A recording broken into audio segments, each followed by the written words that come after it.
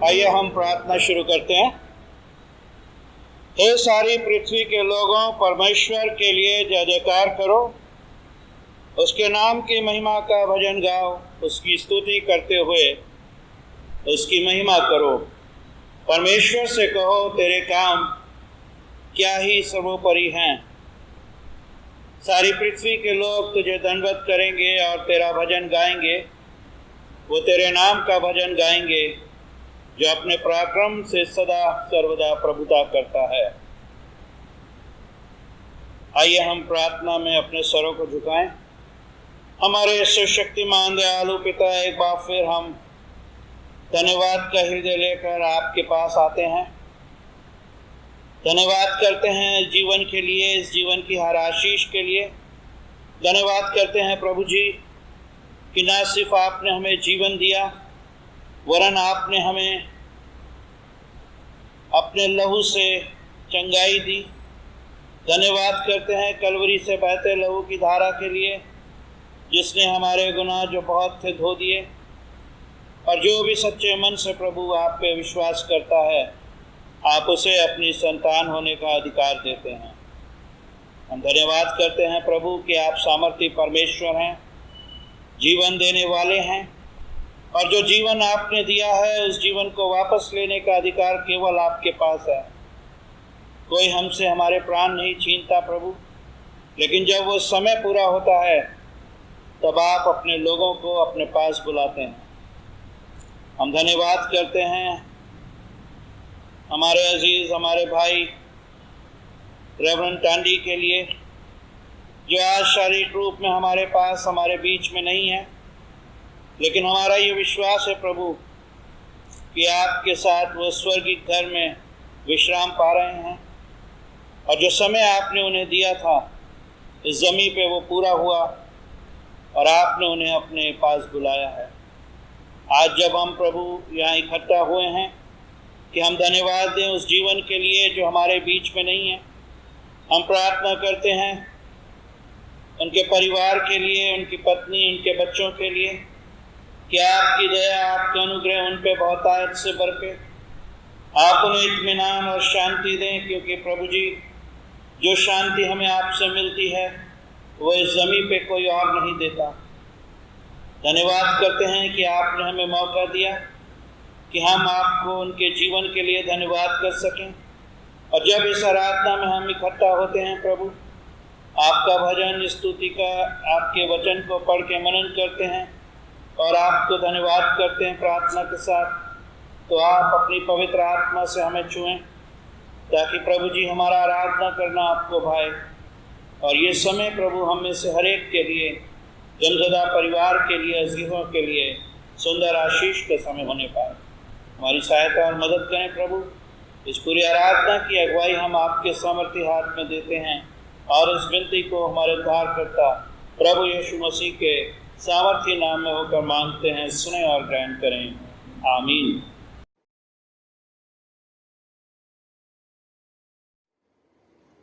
धन्यवाद के साथ स्तुति गाऊंगा, हे यीशु मेरे खुदा। उपकार तेरे हैं बेशुमार, कोटि कोटि स्तुति धन्यवाद। धन्यवाद के साथ स्तुति गाऊंगा, हे यीशु मेरे खुदा।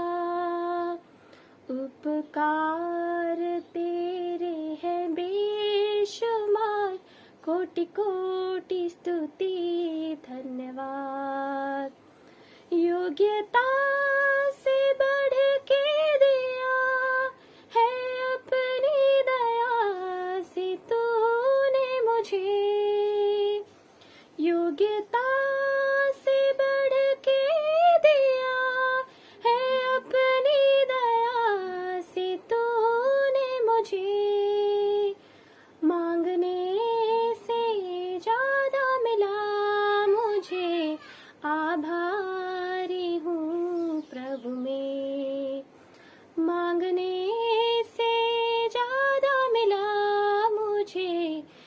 आभारी हूँ प्रभु में, धन्यवाद के साथ स्तुति गाऊंगा, हे यीशु मेरे खुदा। उपकार तेरे हैं बेशुमार, कोटि कोटि स्तुति धन्यवाद। तू है सच्चा जिंदा खुदा, है तुझ पर ही भरोसा मेरा। तू है सच्चा जिंदा खुदा, है तुझ पर ही भरोसा मेरा। सेवा पूरी करके पाऊँ इनाम, प्रभु ऐसा दो वरदान। सेवा पूरी करके पाऊँ इनाम, प्रभु ऐसा दो वरदान। धन्यवाद के साथ स्तुति गाऊंगा, हे यीशु मेरे खुदा। उपकार तेरे हैं बेशुमार, कोटि कोटि स्तुति धन्यवाद। कोटि कोटि स्तुति धन्यवाद। कोटि कोटि स्तुति धन्यवाद। ये समय है कि हम पवित्र शास्त्र से परमेश्वर का वचन सुनेंगे। नए नियम से रोमियो की पत्री इसके 8वें अध्याय के 31 पद से लेकर 39 पद तक, और इसे पढ़ने में भाई डेविड हमारी अगुवाई करें। हम पढ़ेंगे रोमियो की पत्री इसका 8 अध्याय पद संख्या 31 से लेकर 39 तक। रोमियो की पत्री इसका 8 अध्याय उसकी 31 आयत से लेकर 39 आयत तक। यहाँ पे इसके पास लिखा है, अतः हम इन बातों के विषय में क्या कहें? यदि परमेश्वर हमारी ओर है तो हमारा विरोधी कौन हो सकता है? जिसने अपने निज पुत्र को भी न रख छोड़ा परंतु उसे हम सबके लिए दे दिया, वह उसके साथ हमें और सब कुछ क्यों न देगा? परमेश्वर के चुने हुओं पर दोष कौन लगाएगा? परमेश्वर ही है जो उनको धर्मी ठहराने वाला है। फिर कौन है जो दंड की आज्ञा देगा? मसीह ही है जो मर गया वरन मुर्दों में से जी उठा और परमेश्वर के दाहिनी ओर है और हमारे लिए निवेदन भी करता है। कौन हमको मसीह के प्रेम से अलग करेगा? क्या क्लेश या संकट या उपद्रव या काल या नंगाई या जोखिम या तलवार? जैसे लिखा है, तेरे लिए हम दिन भर घात किए जाते हैं, हम वध होने वाली भेड़ों के समान गिने गए हैं। परंतु इन सब बातों में हम उसके द्वारा जिसने हमसे प्रेम किया है जीवन से भी बढ़कर है। क्योंकि मैं निश्चय जानता हूँ कि ना मृत्यु ना जीवन ना स्वर्गदूत ना प्रधानताएं ना वर्तमान ना भविष्य ना सामर्थ ना ऊंचाई ना गहराई और ना कोई और सृष्टि हमें परमेश्वर के प्रेम से जो हमारे प्रभु यीशु में है अलग कर सकेगी। यह मसीह का वचन है, इसके पढ़े और सुन आशीष मिले। आमीन।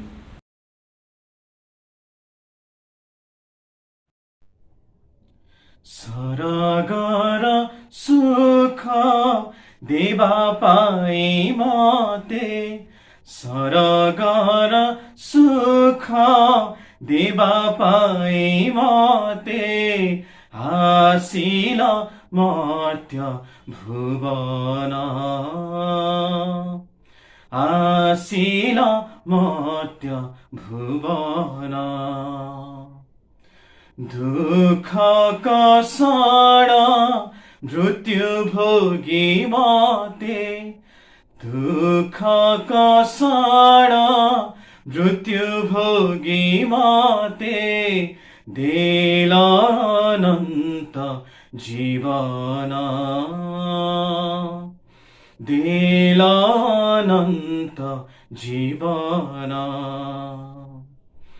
सरगर सुख देवा पाई मते, सरगर सुख देवा पाई मते, आसिल मर्त्य भुवन, आशिला मर्त्य भुवन करुणा सागर प्रिय प्रभु जीशु तुम प्रेम अनुपम करुणा सागर प्रिय प्रभु जीशु तुम प्रेम अनुपम दया विगलित होई दुखींकर दुख काल उपशम तुमको आश्रय करिके बेकार तुमको आश्रय करिके बेकार निराश नहोइछि मन निराश नहोइछि मन सरगर सुख देवा पाई मते सरगर सुख देवा पाई मते आशिल मर्त्य भुवन आशिल मर्त्य भुवन धनी हेले मुखी भूलिबी तुमको आलस्य काटिबी दिन धनी हेले मुही भूलिबी तुमको आलस्य काटिबी दिन दरिद्र हेले भी चोर पालटिबी हेब तुम अपमान मो भागर पड़ी दिया के बड़ हे मो भागर पड़ी दिया के बड़ हे ताहि तृप्त हेउ मन ताहि तृप्त हेउ मन सरगर सुख देवा पाई मते सरगर सुख देवा पाई मते आशिल मर्त्य भुवन आशिल मर्त्य भुवन दुख कषण मृत्यु भोगी मते दुख कषण मृत्यु भोगी मते देलानन्त जीवन देलानन्त जीवन सरगर सुख देवा पाई मते सरगर सुख देवा पाई मते आशिल मर्त्य भुवन आशिल मर्त्य भुवन। प्यारे अजीजों, आज हम सब यहाँ इकट्ठा हुए हैं कि हम धन्यवाद दें पादरी रेवरेंड प्रमोद कुमार टांडी के जीवन के लिए। और ये सच्चाई है कि परमेश्वर ने हमें इस दुनिया में भेजा और जिम्मेदारियां दी हैं। परमेश्वर ने हमें इस योग्य बनाया कि हम परमेश्वर की इच्छा को इस ज़मीन पे पूरा कर सकें। लेकिन जब हम संसारिकता में रहते हैं, हमारे परिवार होता है, हमारे अजीज़ होते हैं, दोस्त होते हैं, और जब हमारा कोई अजीज़ हमें छोड़ के जाता है, यकीनन हम दुखी होते हैं और हमारे हृदय दुख से भरते हैं, लेकिन परमेश्वर है जो हमें संभालता है। ये समय है कि इससे पहले कि हम परमेश्वर के वचन पर मनन करेंगे, अगर आप में से कोई भी टेस्टमनी के रूप में कुछ चंद शब्दों में उनके जीवन की गवाही अगर हमारे बीच में शेयर करना चाहते हैं तो 2-2 मिनट या 3 मिनट के से ज़्यादा ना लेते हुए कोई भी लोग जो भी उनको श्रद्धा देना चाहते हैं शब्दों के द्वारा, इस समय है कि आप सामने आके अपनी जो है श्रद्धा अपने शब्दों से उनके जीवन के लिए हमें हमारे बीच में रख सकते हैं। सबको जय मसीह की। आज हम रेवरेंड तांडी की मेमोरियल सर्विस के लिए इकट्ठे हुए हैं और हम उनको श्रद्धांजलि देना चाहते हैं। जो समय हमने उनके साथ बिताया है उसके लिए उसको याद करते हैं। तो मैं तो ये कहूँगा कि मैंने रेवरेंड तांडी जैसा टैलेंटेड आदमी अपनी ज़िंदगी में नहीं देखा। हर गुण उनके पास था, कोई ऐसी प्रॉब्लम नहीं होती थी जिसका समाधान उनके पास नहीं होता था। हमने चर्च के बहुत से कार्य किए, बहुत दूर दूर जाकर हमने प्रचार किया। कभी अपने स्कूटर पे भी गए, कभी अपनी गाड़ी में गए, लेकिन हम वहाँ पर पहुँच जाते थे और बहुत ही अच्छा लगता था जब हम जाकर लोगों के घरों में प्रभु का प्रचार करते थे। और प्रभु जो लोग थे वो भी उनका बहुत आदर और सम्मान करते थे। ये नहीं कि हर समय वो प्रभु के कार्य के लिए तैयार रहते थे। अगर किसी आदमी ने उनको प्रार्थना के लिए कई बार भी अगर कॉल किया है तो वो कई बार उनके लिए प्रार्थना करते थे।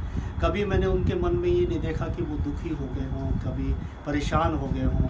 हालांकि परिवार के साथ जुड़े हुए थे तो फिर भी वो हमेशा प्रभु के कार्य के लिए समय निकालते थे। जब हम चर्च का काम कर रहे थे, बिल्डिंग बहुत ही जर्जर हालत में थी, पुरानी बिल्डिंग थी, 150-200 साल पुरानी बिल्डिंग है। तो हमारे मन में आया कि हम उसको जो है रेनोवेशन करें।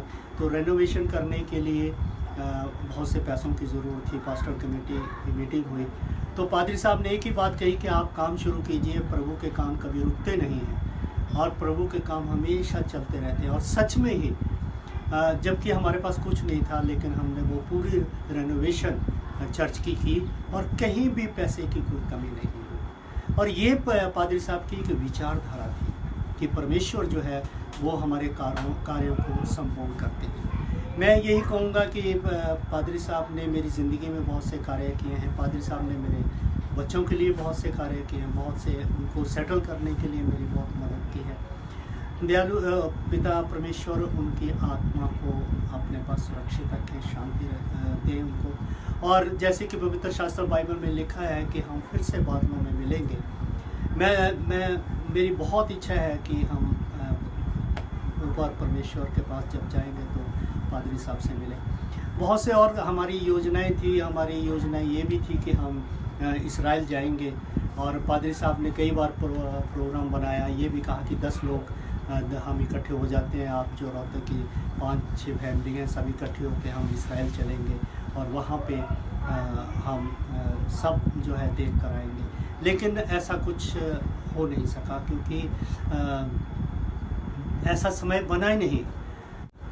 तो मैं तो बस यही कहूँगा, बहुत सी मेमोरीज हैं उनके साथ मेरी, लेकिन क्योंकि जो समय है वो सिर्फ 4 और 5 मिनट का ही है, इसलिए मैं यही कहूँगा कि परमेश्वर उनके आत्मा को शांति दे। और वो इस दुनिया को छोड़ चुके हैं, लेकिन फिर भी वो आज भी मेरे साथ हैं। और मैंने अपने बच्चों को भी खोया है, मैंने पादरी साहब को भी खोया है, लेकिन आज भी वो मुझे दिलासा देते हैं, आज भी मुझे वो टूटने नहीं देते हैं, कभी बिखरने नहीं देते हैं। आज भी उनकी शिक्षाएं, उनके जो बातें थी जो मुझे याद आती हैं। और मैं परमेश्वर को थैंक्स करता हूँ कि मुझे उन्होंने एक ऐसा दोस्त दिया, क्योंकि दोस्त और आसानी से नहीं मिलते हैं। एक उन्होंने अच्छा मुझे दोस्त दिया है, एक अच्छा पासवान दिया। मैं परमेश्वर का धन्यवाद करता हूँ। आइए हम उनके लिए छोटी सी प्रार्थना करें। दयालु पिता परमेश्वर, आपका धन्यवाद करते हैं परमेश्वर कि आपने आज तक हमें सुरक्षित रखा है। हम प्रभु अपने पादरी साहब के लिए, उनके परिवार के लिए परमेश्वर प्रार्थना करते हैं। प्रभु ये जो प्रभु सदमा हुआ है परमेश्वर, ये जो क्षति हुई है परमेश्वर, इसको संपूर्ण तो नहीं किया जा सकता है, लेकिन परमेश्वर आप शांति दे सकते हैं। आपने कहा है मैं तुम्हें वो शांति देता हूँ जो संसार नहीं देता है। सच में परमेश्वर, वो शांति जो संसारिक शांति है वो हमें शांत नहीं कर सकती है, लेकिन जो शांति आप देते हैं परमेश्वर, वही हमें परमेश्वर अपार शांति देती है परमेश्वर, हमारे मनों को शांत करती है परमेश्वर।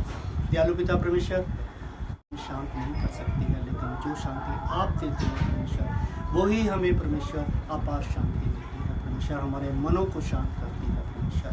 दयालु पिता परमेश्वर, हमारे पादरी साहब को, मेरे दोस्त को, मेरे मित्र को प्रभु आप अपने पास सुरक्षित रखिए परमेश्वर, ताकि हम प्रभु जब आपकी आमद होगी तो हम फिर एक दूसरे के साथ मिल सकें। प्रभु यीशु मसीह के पवित्र और सामर्थ्य नाम से मांगते हैं, जय मसीह। सबको जय मसीह की। पास्टर कार्डी को हम लोग बहुत समय से जानते थे, जब से वो जगाधरी चर्च में थे। अच्छा हमारा मिलना जुलना था उनके साथ थे, बट जब वो यमुनानगर चर्च में शिफ्ट हुए तो हम और भी ज़्यादा उनके क्लोज रहे। और सबसे बढ़कर जो बात थी कि वो सब सही में जिस तरह के परमेश्वर के दास थे, वो वचन के अनुसार अपना जीवन व्यतीत करने वाले थे। और सबसे ज़्यादा मैंने जो मतलब अब तक अपने जीवन में देखा, वो नम्र थे और दूसरों के साथ बहुत ज़्यादा प्यार करने वाले। और उनके जीवन से हमने बहुत सारी बातों को सीखा। इवन हमारी कुछ भी, चाहे वो पर्सनल बातें हों, अगर हम उनके साथ जब भी शेयर करते थे, उन्होंने हमेशा हमें परमेश्वर के वचन के मुताबिक आगे बढ़ने के लिए और उन सब बातों पर विजय पाने के लिए हमें सिखाया था। और आज हमें अपने खास तौर पे यमुनानगर चर्च में इस कमी को बहुत बड़ा हम फील करते हैं कि उनका यहाँ से जाना हम सब के लिए बड़ी ही एक शौक की बात थी, हम सब के लिए। और ये सब जैसे कि भी पास्टर जी ने जब आराधना शुरू होने से पहले कहा कि सबको एक दिन यहाँ से जाना है, ये सबके लिए निश्चित है, पर हमने इतना जल्दी उनका यहाँ से जाना शायद किसी ने भी नहीं सोचा था। पर ये प्रभु का मर्जी था, शायद उनके जीवन में इतना ही समय था कि वो हमारे साथ रहकर प्रभु की सेवा करें। और परमेश्वर, मैं विश्वास करती हूँ कि परमेश्वर वो प्रभु के पास में हैं, और परमेश्वर जो है उनके पीछे परिवार पर अपना अनुग्रह और कृपा को बनाए रखे और इस दुख से उभारे, ताकि परमेश्वर के जिस काम को पीछे छोड़ के गए हैं उसको आगे लेते हुए चलते जाए। तो आप सबको इस छोटी गवाही के द्वारा आप सबको जय मसीह की। सबसे पहली बार जब मैंने पादरी साहब का जब नाम सुना था पीके टांडी, तो वो हमारे जो पादरी साहब है रेवरेंड बलदेव संधू जी, उनके द्वारा सुना था, उनके मुँह से सुना था। वो इसलिए क्योंकि तब मैं अपने कॉलेज जब भी शुरू की थी, मैं मीडिया टीम के लिए गया था। तो जब मेरा पहला जो वर्क असाइनमेंट था मेरा जगाधरी में था, और तब मैं वहाँ पे गया, और 2017 की बात है कि मैं उनसे मिला था। 1 महीना मैं वहाँ पे रहा था और उनसे बहुत सारी बातें सीखी, बहुत सारी अच्छी अच्छी बातें सीखी। और जब मैं आखिरी वर्ष में जब फाइनल ईयर था मेरा, प्रभु की बहुत बड़ी दया है कि मेरी शुरुआत भी उनके साथ हुई, और जब मैं अपनी अध्ययन को खत्म करने जा रहा था तो उनका जो मेरा जो समय था उनके साथ उस समय भी रहा। मैं परमेश्वर का इसके लिए भी धन्यवाद देता हूँ क्योंकि उनके जीवन से मैंने बहुत कुछ सीखा है। बहुत ही नम्र स्वभाव के थे। जब उनके स्वभाव की बात करते हैं तो मेरे को एक बाइबल वर्स याद आती है, जब मैं उनके बारे में विचार कर रहा था तो मेरे सामने जो बाइबल वर्स आई वो ये थी, मीका उसका 6 अध्याय उसकी 8 पद, उसमें लिखा है, हे मनुष्य, वह तुझे बता चुका है कि अच्छा क्या है, और यहोवा तुझसे इसे छोड़ और क्या चाहता है कि तू न्याय से काम करे और कृपा से प्रीति रखे और अपने परमेश्वर के साथ नम्रता से चले। ये तीनों बातें मैंने पादरी साहब के जीवन में देखी, और जो उनका स्वभाव था वो मेरे को बहुत पसंद आया। हम चाहे कितनी भी कोशिश कर ले, हम वैसे नहीं बन सकते जैसे दूसरों को देखते हैं, लेकिन जो परमेश्वर ने हमें स्वभाव दिया होता है वो हमारे गुणों से निकलता है और वो परमेश्वर हमें देता है। वैसे ही परमेश्वर को दास को उन्होंने बड़ी नम्रता के साथ और दीनता के साथ चलाया। मेरे गलती बात तब थी जब मैं अपने कॉलेज में पढ़ रहा था और लाइब्रेरी में अपने असाइनमेंट के लिए कुछ नोट्स ढूंढ रहा था, बुक्स ढूंढ रहा था, तो वहाँ पे पादरी साहब की एक लिखी हुई पुस्तक थी। मेरे को बहुत ही अच्छा लगा कि पाद साहब की एक पुस्तक है और मैंने उस पुस्तक को इस्तेमाल किया और अपने असाइनमेंट को पूरा किया। और एक ये धर्मवैज्ञानिक अध्ययन में भी एक लॉस है कि वो एक अच्छे लिखने वाले थे और वो किताबों को लिखा करते थे जिससे कि हम जैसे जो स्टूडेंट्स हैं उसको पढ़ सकें और आशीष ले सकें। परमेश्वर का जय मसीह की। ये ज़रूरी नहीं है कि अगर हमें किसी इंसान के स्वभाव के बारे में जानना है तो उसके साथ पूरा जीवन हमें बिताना पड़ेगा, लेकिन उस इंसान के साथ बिताया कुछ समय कुछ पल ही उसके जीवन को पूरा प्रतीत करता है। मैं याद करता हूँ उन समय को जब भाई साहब हमारे साथ थे, हमारे चर्च में अपनी सेवाओं को दे रहे थे, तो याद करते हैं उन बातों को कि हम कैसे जवानों को, हमारे यूथ को और साथ ही साथ पूरी कलीसिया को किस प्रकार से आगे बढ़ने के लिए उन्होंने हमें प्रेरित किया, मदद किया। जब उनके जीवन के बारे में हम देखते हैं तो सबसे बड़ी बात ये हमें जानने को मिलती है कि उनका एक समर्पण कि अपने प्रदेश को वो छोड़कर, अपने राज्य को छोड़कर अलग अलग स्टेट में, अलग अलग चर्च में अपनी वो सेवाएं दे रहे थे और हर जगह परमेश्वर के दास के रूप में एक मिसाल बनकर वो सामने आए। तो धन्यवाद करते हैं उनको समर्पण के लिए और उन बातों के लिए जो परमेश्वर के दास से आज हमें सीखने को मिलती है। आज हम अपने जीवन के बारे जब हम देखते हैं तो परमेश्वर का दास अपने जीवन से हमें यही प्रेरित कर जा चुका है कि हम अपना जीवन परमेश्वर के साथ किस प्रकार से बिता सकते हैं। तो परमेश्वर उनके परिवार को भी इसी प्रकार से आगे बढ़ने के लिए सहायता करे कि जिस प्रकार से परमेश्वर के दास ने अपने जीवन में परमेश्वर की सेवा को पूरा किया है। थिस्सलुनीकियों की पत्री उसके 4 अध्याय 13 और 14 में ऐसा लिखा है, हे भाइयों, हम चाहते हैं कोई जो चिर निद्रा में सो गए हैं तुम उनके विषय में भी जानो, ताकि तुम्हें उन औरों के समान जिनके पास आशा नहीं है शोक न करना पड़े। क्योंकि यदि हम विश्वास करते हैं कि यीशु की मृत्यु हो गई है और वह फिर से जी उठा, तो उसी प्रकार जिन्होंने उसमें विश्वास करते हुए प्राण त्याग दिए हैं उनके साथ भी परमेश्वर वैसा ही करेगा और यीशु के साथ वापस ले जाएगा। इस संसार में पापा अब हमारे साथ नहीं है इस बात की हमें दुख है। इस संसार में परमेश्वर हम सबको अपनी राज्य की स्थापना के लिए किसी न किसी उद्देश्य से भेजता है और जब वो उद्देश्य पूरा हो जाता है तो परमेश्वर उन्हें अपने पास वापस बुला लेता है। और इसी तरह पापा भी इस संसार में आए थे परमेश्वर की राज्य की स्थापना के लिए। उनके जो उद्देश्य थे परमेश्वर ने उनके हाथों से पूरा किया है और जब उनका कार्य संपन्न हो गया परमेश्वर ने उन्हें अपने पास बुला लिया।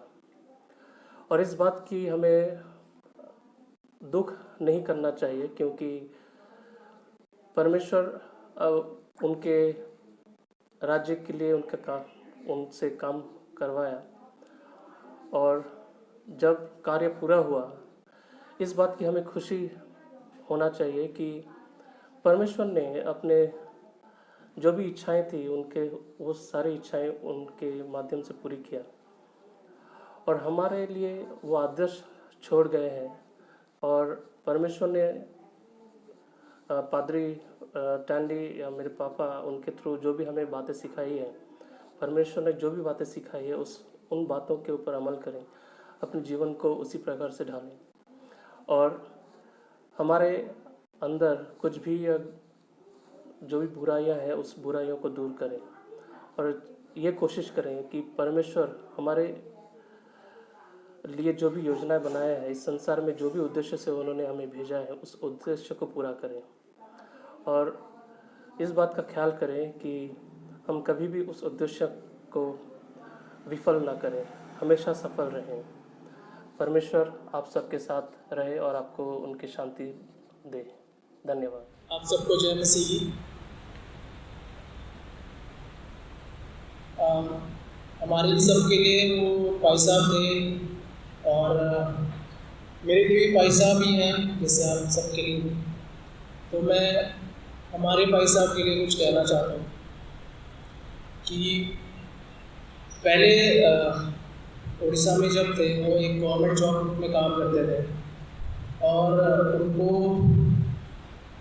पता नहीं क्या सोचा कि उन्होंने परमेश्वर के राह में चलने की सोची और वो परमेश्वर की सेवा करना चाहते थे और उनके वचन को बांटना चाहते थे हर एक जगह पर।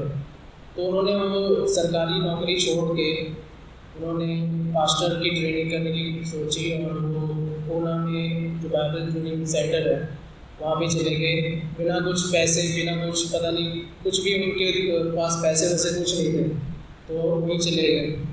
और वहाँ पे ट्रेनिंग करते टाइम ऐसे भी हुआ कि उनके पास खाने के लिए भी पैसे नहीं होते थे, तो बीच में वो ट्रेनिंग छोड़ के वापस भी आ गए थे। तो जब वापस आ गए थे तो वहाँ पे जो बिशप थे उन्होंने बोला कि उन्होंने समझा इस बात को कि ये कितना डेडिकेटेड है, और वो वहाँ पे ट्रेनिंग कंप्लीट किया और उन्होंने एक स्पॉन्सरशिप का अरेंजमेंट कर दिया। और वहाँ पे ट्रेनिंग करते टाइम ही जो मेरे दादाजी हैं उनकी डेथ हो गई थी गांव में। तो वो ट्रेनिंग कर रहे थे और उनको बहुत बाद में पता चला, तो यहाँ तक कि वो अपने पिताजी के फ्यूनरल में भी नहीं अटेंड कर पाए। जिस दिन वो एज अ पास्टर उनका ऑर्डिनेशन हुआ था, मैं इतना लकी हूँ कि सेम डे मैं उस दिन पैदा हुआ था। तो जिस दिन भाई साहब की ऑर्डिनेशन हुई थी सेम डे मैं ही पैदा हुआ था, तो उनका ऑर्डिनेशन और मेरा जो डेट ऑफ बर्थ है वो सेम है। तो मैं इस चीज़ को अपने आप को बहुत ज़्यादा लकी फील करता हूँ। उसके बाद उन्होंने बहुत सारी जगहों पे सेवा करी है, उड़ीसा में बहुत सारी जगह पे सेवा करी, उसके बाद देहरादून में सेवा करी है उन्होंने, उसके बाद दिल्ली में फिर उसके बाद रोहतक से जगाधरी से यमुनानगर। तो ये बहुत ही ज़्यादा उन्होंने ट्रैवल करके परमेश्वर के वचन को बांटा है। और एज अ फैमिली जो हमने उनसे सीखा है, दो चीज़ें जो हर एक इंसान उनसे मिलके सीखता है और वो हमने भी सीखा है कि हर किसी से पोलाइटनेस और हर किसी से अच्छे से बात करना और कूल माइंडेडली सारा कुछ करना, ये उनका एक की फीचर था, की नेचर था उनका। एक तरह से मैं उनको बोलूँगा तो उनका मिडिल नेम है पोलाइटनेस, हम्बलनेस। तो उनकी लाइफ के लिए मैं परमेश्वर का बहुत बहुत धन्यवाद देता हूँ, क्योंकि बहुत सारे लोग उनके ज़रिए ब्लेस्ड हैं और आगे भी उनके लाइफ से वो ब्लेसिंग्स पाते रहेंगे, क्योंकि वो सिर्फ ना ही एक पास्टर थे बल्कि एक ऑथर थे जिनकी अभी किताबें बहुत सारी लोगों पे पहुंची हुई है। उन्होंने बहुत सारी किताबें लिखी हैं और 2008 में उन्होंने एक किताब लिखी थी in the background of marriage, जो शादी के ऊपर है। तो ISBCK ने उसको पब्लिश किया था और उनको ऑथर ऑफ द ईयर से अवार्ड दिया था उनको। और वो बहुत अच्छे ट्रांसलेटर थे, बहुत अच्छे सॉन्ग राइटर थे। उनके बहुत सारे एल्बम्स, क्रिश्चियन एल्बम्स ओरिया लैंग्वेज में आपको यूट्यूब में भी मिल जाएगा। और भी बहुत सारे ऐसे फीचर्स हैं जो ऐसे क्वालिटीज़ थे उनके, जो एक 2-3 मिनट के स्पीच में मैं नहीं बोल सकता। तो मैं सच में परमेश्वर का ऐसे पादरी और ऐसे पिता के लिए मैं धन्यवाद देता हूँ। सबको जय मसीह की। आज बड़े ही दुख के साथ ये कहना पड़ रहा है और हम सब लोग यहाँ पर एक शोक सभा में एकत्रित हैं कि हमारे बहुत ही अजीज पादरी रेवरेंड प्रबोध टाली जी हमारे बीच में नहीं है और वो प्रभु के पास काफी जब वाले साल बीमार हुए, तकरीबन 1 महीना काफी जहन के तहत उन्होंने किया, लेकिन खुदा की एक मर्जी थी कि खुदा ने जिंदगी में उनको इतने ही दिन बख्शे थे और हम लोगों का उनके साथ इतने ही दिन का था। पादरी साहब बहुत ही शांत स्वभाव के इंसान थे और उनकी अगर खूबियाँ बनाने लगे तो बहुत समय लग जाएगा, लेकिन सब लोग दोनों चर्च के परिवादी उनके जीवन के बारे में जानते हैं। पादरी साहब के पास मैंने उनके साथ 30 साल काम किया है और उनका सजेशन हमेशा पॉजिटिव सजेशन होता था।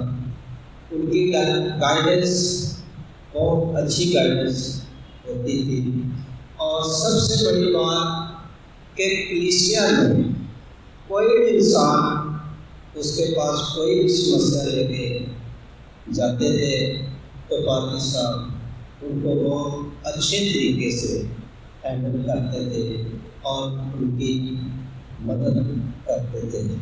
एक बहुत ही मददगार पासवान हमने जुगादरी की कलीसिया और जबलपुर की कलीसिया में हो गया है। इसका दोनों कलीसिया को बहुत लॉस है, कलीसिया को नहीं बल्कि डायसिस का भी बहुत लॉस हुआ है, लेकिन खुदा की मर्जी को कोई नहीं टाल सकता। पादरी साहब को खुदा ने, जैसे अभी एक शेख बता रहा था कि पहले उन्होंने गवर्नमेंट ड्यूटी ज्वाइन की और फिर वो ड्यूटी छोड़ दी, लेकिन खुदा की उनके जीवन में एक योजना थी कि खुदा आप उनसे अपनी सेवा लेना चाहता था। तो पादरी साहब ने बाद में अपना मिशन ज्वाइन करके फिर ड्यूटी चालू की एज ए क्लर्क, लेकिन वहाँ से ही पादरी साहब फिर पादरी साहब की ट्रेनिंग के लिए गए और फिर उन्होंने ऐसे पादरी कई जगह पर अलग अलग जगह पर उन्होंने प्रभु की सेवा की।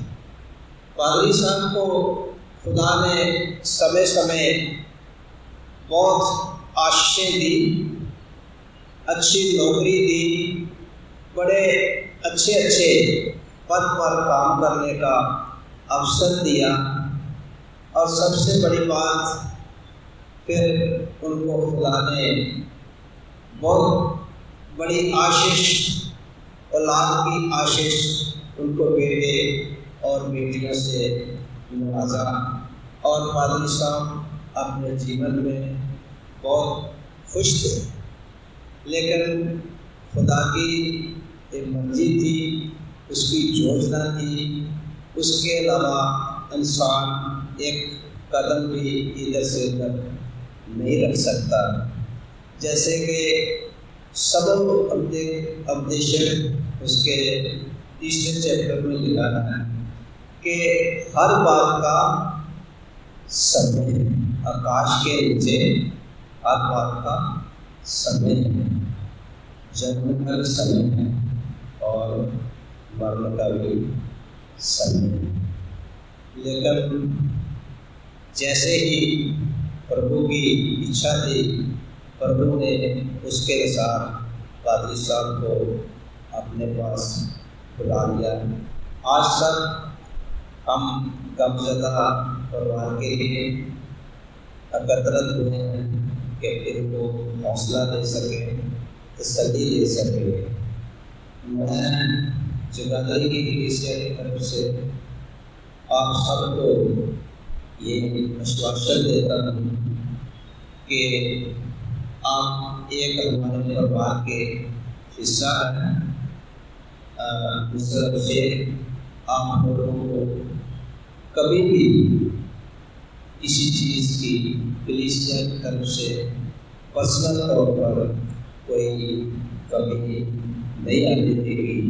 हम पादरी साहब की जाने की कभी तो कोई भी इंसान पूरी नहीं कर सकता, लेकिन हम खुदा से एक प्रार्थना करते हैं कि खुदा आपको इस गम से उबारे और पूरे परिवार को ये शक्ति दे कि आप इस गम को सहन कर सकें। जय श्री। अभी हमने अलग अलग लोगों से उनके जीवन की गवाही के शब्दों को सुना, और अगर हम सारी बातों को मिला के निचोड़ निकालें तो वो ये निकलता है कि पादरी साहब जो थे ज़मीन से जुड़े हुए व्यक्ति थे, शांत स्वभाव के व्यक्ति थे, नम्रता थी उनके अंदर और पेशेंस था, धीरज था। और मैं जब भी मेमोरियल सर्विस कहीं भी कंडक्ट करता हूँ तो मैं एक बात ज़रूर कहता हूँ, वही बात मैं आज भी यहाँ कहना चाहता हूँ कि हमारी श्रद्धा उस इंसान के लिए जो अब हमारे बीच में नहीं है, क्या सिर्फ शब्दों तक है, लेकिन हमारी असली श्रद्धा उस व्यक्ति के लिए जो हमारे बीच में नहीं है, कि जो हमने उनके जीवन से सीखा, अगर हम उसे अपने जीवन का हिस्सा बनाएं तो शायद वो हमारे जीवन में सदा सर्वदा जीवित है और हम अपना जीवन बेहतर बना सकते हैं, ताकि जब हम इस दुनिया से जाएं, क्योंकि ये सच्चाई है कि हमें भी एक दिन जाना है, तो जब हम जाएं तो हमें भी याद करके कोई आँख नम हो, यही जीवन की सार्थकता है। और ऐसा ही जीवन परमेश्वर को ग्रहण योग्य है। पादरी साहब के साथ मेरा एसोसिएशन एक पुलिस होने के नाते डायसिस के थ्रू करीबन 11 साल का है।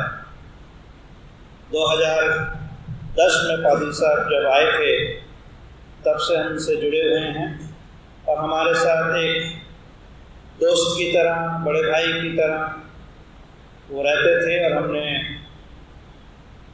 कई जगह रिट्रीट अटेंड की, शिमला में उनके साथ में गया, हम लोग थे, हरियाणा में भी एक रिट्रीट में हम थे। तो जब हम लोग बैठते थे और बातचीत होती थी तो महसूस नहीं होता था कि वो हमसे उम्र में 10, 12, 15 साल बड़े हैं। फेमिलियर रहते थे हम लोग। और क्योंकि हम जितने यंग पास्टर्स थे ग्रुप के, तो जवान लोग थे, तो उनके अंदर बहुत सा जोश होता है।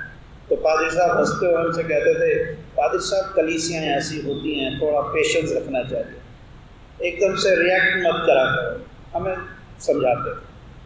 और उनसे मैं देहरादून जब वो रिट्रीट सेंटर में वहाँ थे तब भी मैं उनसे मिला था। तो काफ़ी कुछ हमारा समय उनके साथ अच्छा बीता।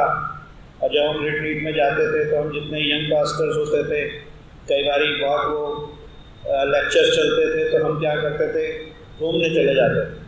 तो हम पादरी साहब को भी कहते थे, भाई साहब चलिए ना, यहाँ बोर हो रहे हैं। तो वो क्या कहते थे, कहते हम किस लिए आए हैं, अगर ये लेक्चर अटेंड करने, तो हम जिस लिए आए वो काम करेंगे। तो मतलब कहने का ये है कि कमिटेड थे, किसी भी चीज़ के लिए बहुत कमिटेड थे और कमिटमेंट के साथ वो काम करते थे। रोहतक में भी मैं उनके साथ रहा, हिसार में हमारे साथ रह कर, यहाँ भी हम लोग मिलजुल कर जो है काम करते रहे।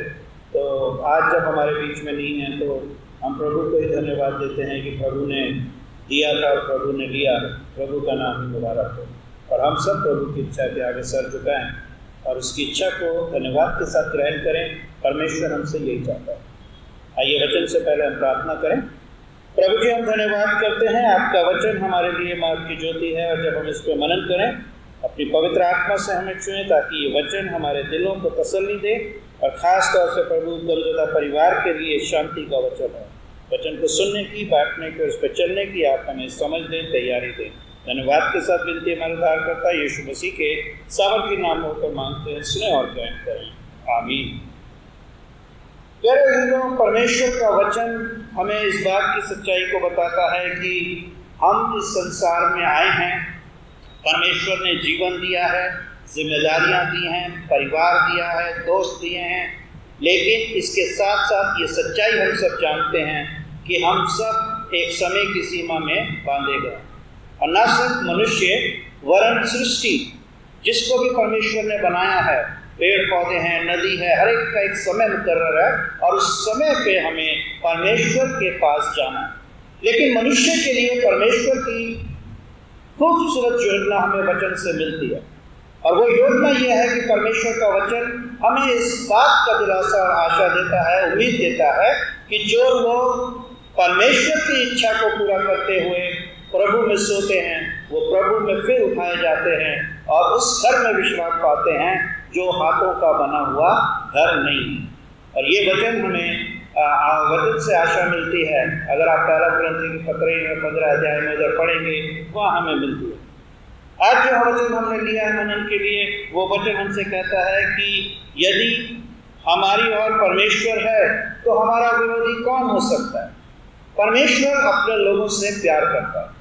ऐसा नहीं है। अभी हमने पादरी साहब के जीवन का एक लंबा उनके जीवन के बारे में हमने सुना, वो कहाँ से शुरू हुए, गवर्नमेंट नौकरी में गए, फिर उसके बाद सेमिनरी की, फिर देहरादून में, फिर डायसिस में। तो मुश्किलें नहीं आई होंगी, मुश्किलें बहुत आई। और परमेश्वर के लोगों के सामने जब मुश्किलें आती हैं तो परमेश्वर उन मुश्किलों में से बाहर निकालने की सामर्थ्य अपने लोगों को देता है। और इसलिए हम कहते हैं कि कौन है हमें जो परमेश्वर के प्रेम से अलग कर सकता है। परमेश्वर का प्रेम हमसे कोई छीन नहीं सकता। रिश्ते हैं टूट जाएंगे, संसार है छूट जाएगा, हर एक चीज तोड़ दी जाएगी, लेकिन वो प्रेम जो परमेश्वर ने मेरे और आपसे हर इंसान से किया है स्वर्गीय पिता के रूप में, वो प्रेम, वो आशीष ना कोई छीन सकता है, ना उसे हमसे कोई जुदा कर सकता है। परमेश्वर का प्रेम महान है और जब परमेश्वर हमारी ओर है तो हमारा विरोधी कोई नहीं हो सकता। फिर परमेश्वर हमें जो जिम्मेदारियां देता है जब हम उसे पूरी करते हैं, परमेश्वर हमारी सहायता करता है। और पादरी साहब का जीवन इस बात की गवाही है। मैं बहुत सारे उनके इससे जो हमारे उनके साथी होने के नाते रहे हैं, हम जानते हैं रोहतक में परेशानियां थी उनके साथ। हिसार में जब वो आए वहाँ भी बहुत सारे हमारे चैलेंज थे, कोर्ट केस थे। हम लोगों ने मिलकर भाई साहब के साथ डील किया और उस पर हम विजयी हुए। जगाधरी में भी प्रॉब्लम्स थी, यहाँ भी प्रॉब्लम्स है, लेकिन परमेश्वर के लोगों का रास्ता कोई नहीं रोक सकता। और पादरी साहब का जीवन इस बात की गवाही है कि जिस भी काम में उन्होंने हाथ डाला, उन्होंने उस काम को पूरा किया अपनी सामर्थ्य से नहीं, परमेश्वर की सामर्थ्य से। प्यारे अज़ीज़ों, हमें भी अपने जीवन में इस बात को सीखने की ज़रूरत है कि परमेश्वर जब हमसे प्रेम करता है, परमेश्वर हमें इस्तेमाल करता है अपनी योजना को। परमेश्वर वचन कहता है उसने हमें सब कुछ दे दिया, यानी कि वो उसके साथ हमें और सब कुछ क्यों ना देगा। जिसने अपना बेटा हमें दे दिया, क्या वो हमें ज़मीन की आशीषें नहीं देगा। और ये गवाही में हमने सुना कि पादरी साहब के जीवन में परमेश्वर ने बहुत आशीषें दी। न सिर्फ उनके काम पे वरन उनको अच्छा परिवार दिया, अच्छे समझदार बच्चे दिए और उनको कमिटेड वाइफ दी जो उनके जीवन के सफ़र में कंधे से कंधा मिलाकर उनके साथ खड़ी रही। ये सारी ब्लेसिंग्स जब हम देखते हैं तो हमारे हृदय धन्यवाद से करते हैं और हम परमेश्वर को धन्यवाद देते हैं कि प्रभु तूने दिया, अच्छा दिया और तूने दिया क्योंकि तूने ही दिया था, तेरी ही मर्जी हमारे जीवन में पूरी हुई। और यही बात हमें आशा देती है, दिलासा देती है, तसल्ली देती है और शांति देती है कि परमेश्वर हमारे साथ है। आज परमेश्वर उनके परिवार के साथ, उनके बच्चों के साथ है। परमेश्वर ने उन्हें नहीं छोड़ा, परमेश्वर उन्हें कभी छोड़ेगा भी नहीं, क्योंकि परमेश्वर की ये वाचा है कि मैं अपने लोगों के साथ सदा सर्वदा रहता हूँ। वचन हमें कहता है कि परमेश्वर के चुने हुओं पर दोष कौन लगाएगा। जब हम संसार में रहते हैं हमारे पर दोष लगते हैं, आरोप लगते हैं, झूठे आरोप हमारे पर लगाए जाते हैं। It's a part of our life, ये हमारे जीवन का हिस्सा है। उससे ना मेरा जीवन अछूता रहा है, ना पादरी साहब का रहेगा, ना किसी का रहा है, लेकिन परमेश्वर ही है जो हमें धर्मी करा। अगर उस परम पिता परमेश्वर ने हमारे जीवन को एक्सेप्ट कर लिया, उसने हमारे कामों को रिकॉग्नाइज कर लिया, उसने हमें ग्रहण कर लिया, तो ये संसार के दोषारोपण, संसार की बातें, ये कोई मायने हमारे जीवन में नहीं रहती। हमारे हृदय धन्यवाद से भरे रहते हैं क्योंकि सामर्थी परमेश्वर हमारी ओर है। सामर्थी परमेश्वर आज आपके पास है, आपकी ओर है, उनके परिवार के साथ है और वो उन्हें आशीष दे रहा है और उन्हें तसल्ली दे रहा है। और ये प्यार है परमेश्वर का कि जब हमने गवाहियाँ सुनी हैं, 2 कलीसिया के लोग आज उनके लिए दुखी हैं, 2 कलीसियाओं का कंसर्न, डायसिस का कंसर्न उनके साथ है और ये आश्वासन है, जैसा कि अभी हमने गवाही में सुना कि हम तन मन धन से साथ खड़े, कभी भी जरूरत हो एक आवाज लगाना, दोनों कलीसिया उनके लिए खड़ी है। ये उनके जीवन की सार्थकता है। जब हम इस दुनिया से जाते हैं अजीजों, तो कोई हमें ये कह के याद नहीं करता फलाना सेठ चला गया, उसके पास बहुत बैंक बैलेंस था, उसके पास बहुत कोठियाँ थी, उसके पास बहुत कारें थी, ऐसे हमें याद नहीं किया जाता। लेकिन अगर हमने अपने जीवन से किसी को सेवा दी है, किसी के लिए हम दुख में खड़े हुए हैं, किसी की हमने सहायता की है, ये वो बातें हैं जो हमें इस दुनिया में जाने के बाद भी इस दुनिया से हमें जीवित रखती है। और ये हमारा विश्वास है कि पादरी साहब आज दोनों कलीसियाओं में जीवित है, हमारे मनों में जीवित है, और उनके जो बातें हैं हमारे बीच में हमारे साथ जीवित है। ये एक जीवन की सार्थकता। और जब ऐसा जीवन परमेश्वर के पास चला जाता है तो परमेश्वर उसे यकीनन अपने स्वर्गीय घर में जगह देता है, जो परमेश्वर का वादा है कि मैं जाता हूँ और तुम्हारे लिए स्थान तैयार करता हूँ, ताकि जहाँ मैं रहूँ वहाँ तुम भी मेरे साथ रहो। पहला थिस्सलुनीकियों की पत्री आशा देती है कि हमसे पहले जो प्रभु में सो गए हैं, कब्रें खोली जाएंगी, वो हमसे पहले बादलों को उठाए जाएंगे और प्रभु को उस रूप में देखेंगे जैसा वो है। ये आशीष परमेश्वर ने उन लोगों को दी है जो संसार से अपना जीवन खत्म करके जाते हैं। प्यारे अजीजों, ये सच्चाई है कि परमेश्वर ने हमें जो समय दिया है वो परमेश्वर जानता है। मुझ में और आप में वो सामर्थ्य नहीं है कि हम कह सकें कि मैं और 10 दिन या 50 साल जिंदा रहूँगा। ये भेद परमेश्वर का है, लेकिन अपने समय के अनुसार हम सबको प्रभु में सोना। और आज हम इस बात को यकीन के साथ मन में रखते हैं कि प्रभु ने जो समय भाई साहब को दिया था वो पूरा, प्रभु ने जो समय दिया था वो पूरा हुआ और प्रभु ने अपने बेटे को अपने पास बुला लिया। इसलिए शायद वचन कहता है हमें, कौन हमको मसीह के प्रेम से अलग करेगा? क्या कलेश या संकट या उपद्रव या अकाल या नंगाई या जोखिम या तलवार? कुछ भी ऐसा नहीं है इस संसार में जो आपको मुझको परमेश्वर के प्रेम से अलग कर सके। प्यारे अजीजों, परमेश्वर अपने लोगों को आशीष देता है, परमेश्वर को हमारी चिंता है। ऐसा नहीं है कि परमेश्वर इनके परिवार के साथ दुखी नहीं है। परमेश्वर आपके दुखों में शरीक है, परमेश्वर आपको हिम्मत और ताकत दे रहा है और परमेश्वर आपको संभाल रहा है। प्यारे अजीजों, परमेश्वर चाहता है कि हम परमेश्वर की इच्छा को इस ज़मीन में पूरा करें, परंतु इन बातों में हम उसके द्वारा जिसने हमसे प्रेम किया है जयवंत से भी बढ़कर हम लोग विनर हैं, जीते हुए लोग हैं। किस पे विनर हैं हम? शैतान के ऊपर विजयी। हमें परमेश्वर ने ये ताकत दी है कि हम शैतान को हरा के प्रभु को जीवित करते हैं और प्रभु के साथ उस जयवंत उसमें यात्रा में प्रभु के साथ मिलकर प्रभु की महिमा को हम प्रकट करते हैं। और इसलिए वचन कहता है, ना तो मृत्यु, ना कोई ताकत, न वर्तमान, न भविष्य, ना कोई सामर्थ्य, न ऊंचाई, न गहराई, कोई हमें परमेश्वर के प्रेम से अलग नहीं कर सकता। प्यारे अजीजों, आज मेरी और आपकी हमारी यही प्रार्थना प्रभु से है कि प्रभु ने अपने बेटे को बहुत इस्तेमाल किया। अब उस घर में रहते हुए वो वहाँ से अपने परिवार को देखते हुए आशीष। आखिरी बात क्या कि मैं खत्म करूँगा कि जब प्रभु यीशु मसीह पुनरुत्थित हुए, उन्होंने कहा मैं पुनरुत्थान की आशीष तुमको देता हूँ। और जब वो पुनरुत्थित होने के बाद 40 दिन इस जमीन पे रहे, तब उन्होंने कहा मुझे मत छुओ क्योंकि मैं अपने पिता के पास नहीं गया। इट मीन्स कि अब वो शरीर में नहीं थे, आत्मिक थे, लेकिन वो सामर्थी थे।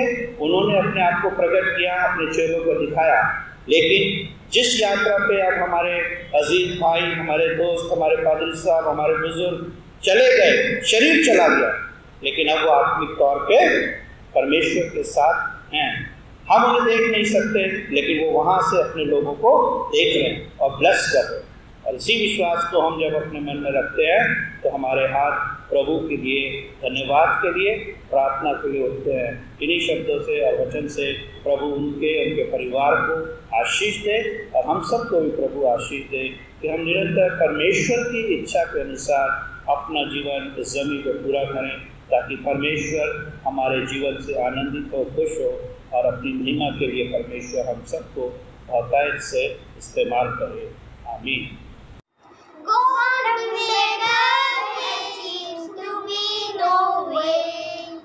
He works in ways we cannot see. He will make a way for me. He will make our God hold me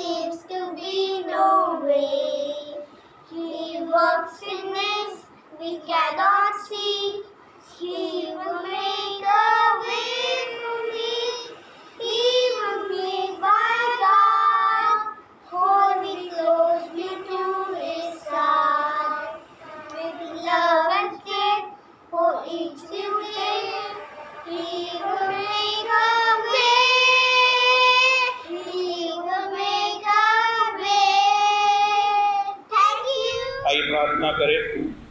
प्रभु जी, एक बार फिर हम धन्यवाद का हृदय लेकर आपके पास आते हैं, क्योंकि प्रभु जी आपकी बरकतें हमारे जीवन में बहुत हैं और आपने हमें भरपूरी का जीवन दिया। उस जीवन की हर आशीष दी, हमारे हृदय धन्यवाद से भरे हैं। धन्यवाद करते हैं हमारे अजीज पादरी साहब के जीवन के लिए, और ये विश्वास है हमारा कि आपने जो समय दिया था वो पूरा हुआ और आपने अपने बेटे को अपने पास बुला लिया। हम धन्यवाद करते हैं प्रभु कि आपने उन्हें बड़ा जीवन दिया और ना सिर्फ जीवन, इस जीवन की हर आशीष दी, उन्हें परिवार दिया, बच्चे दिए, और प्रभु जी आपने उन्हें बहुत आयत से इस्तेमाल करा कि वो आपकी इच्छा को ज़मीन पर पूरा करें, आपके वचन को बांटें। प्रभु, बहुत से लोगों को उन्होंने आपका वचन बांटा, बहुत सी आत्माओं को उन्होंने जीता। प्रभु, हम धन्यवाद करते हैं कि आपने उन्हें सामर्थी बनाया, और अब जब वो आपके पास हैं प्रभु, हम प्रार्थना करते हैं कि वो आशीष जो स्वर्ग की है, वो घर जो हाथों का बना हुआ नहीं, हमेशा का घर है, और वो वादा अनंत जीवन का, उद्धार का, आप प्रभु अपने उस घर में उन्हें जगह दें, ताकि वो वहाँ से अपने परिवार को देखते रहें, आशीष देते रहें। और प्रभु जी, ज़मीन में उनके परिवार के लिए हम प्रार्थना करते हैं, खासतौर से उनकी पत्नी के लिए हम प्रार्थना करते हैं कि प्रभु आप उन्हें हिम्मत दें, ताकत दें, विश्वास दें कि स्वर्गीय पिता के रूप में आप उनके साथ हैं, और जो जिम्मेदारियाँ भाई साहब ने छोड़ी हैं प्रभु, अपने घर की, परिवार की, बच्चों की, उसे पूरा करने में आप उनकी सहायता करें, ताकि वो आपके भय में रहते हुए प्रभु आपकी इच्छा को ज़मीन पर पूरा करें। हम प्रार्थना करते हैं उनके बच्चों के लिए कि जब उन्होंने संसारिक पिता खोया है प्रभु, तो स्वर्गीय पिता के रूप में आप उनके साथ हैं। ना आपने उन्हें छोड़ा है, ना कभी आप उन्हें कभी छोड़ेंगे, ना ही प्रभु आप हमें अकेला रहने देते हैं। हम प्रार्थना करते हैं परिवार में जो छोटे बच्चे हैं, उनको भी आप प्रभु आशीष दें और होने दें प्रभु कि ये परिवार इस बात की गवाही बने कि आपके चुने हुए लोग थे, और इस परिवार में प्रभु आपकी सेवा की और आपने इन्हें ज़मीन की हर आशीष दी है।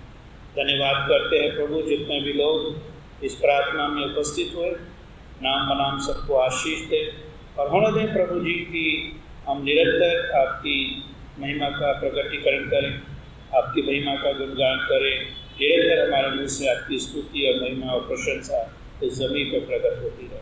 इसी विश्वास के तहत कि आप हमारे साथ हैं प्रभु, आपने हमें अकेला नहीं छोड़ा।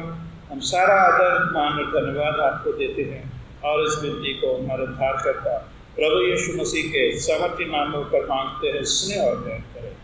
आमीन। हम सब मिलकर प्रभु की प्रार्थना करें। आए हमारे बाप, तू जो आसमान में है, माना जाए तेरी बादशाहत आए, तेरी मर्जी आसमान में पूरी होती है, इस ज़मीन पे भी पूरी नहीं पाए। हमारे रोज़ को रोटी